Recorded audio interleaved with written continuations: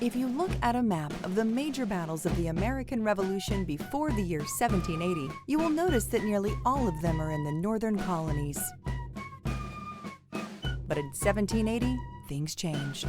The powers that be, the king, parliament, and their advisors, became convinced that the people of the southern American colonies were much more loyal to the king than the colonists of the north. So they devised what has been called the Southern Strategy. According to the Southern Strategy, once British troops showed up, the colonists loyal to the king would rally and the southern colonies would be easily pacified. So, in early 1780, the British, under the command of Sir Henry Clinton and Lord Charles Cornwallis, invaded the southern colonies, taking first Savannah and then in May, Charlestown, South Carolina.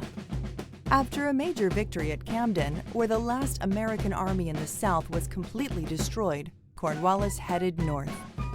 On the 26th of September, 1780, the entire British army under the command of Cornwallis moved toward Charlotte. Led by a detachment of cavalry, he cautions the detachment's commander, Major George Hanger, to proceed cautiously. Hanger, a very experienced leader trained in German military schools, is overconfident and disregards Cornwallis's advice and rides blithely into the center of Charlotte expecting no resistance. What he doesn't know is that the Patriot forces under Major William Davie and Captain Joseph Graham have prepared an ambush at the intersection of Trade and Tryon.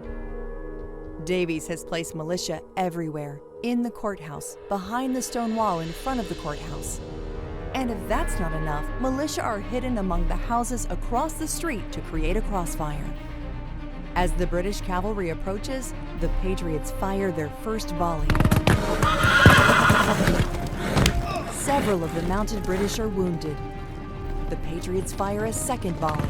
Several horses go down. Hanger presses forward until he is too wounded and the British retreat. Cornwallis hears the gunfire and marches to the rescue. When he arrives, the Patriots fire a third volley and escape into the countryside.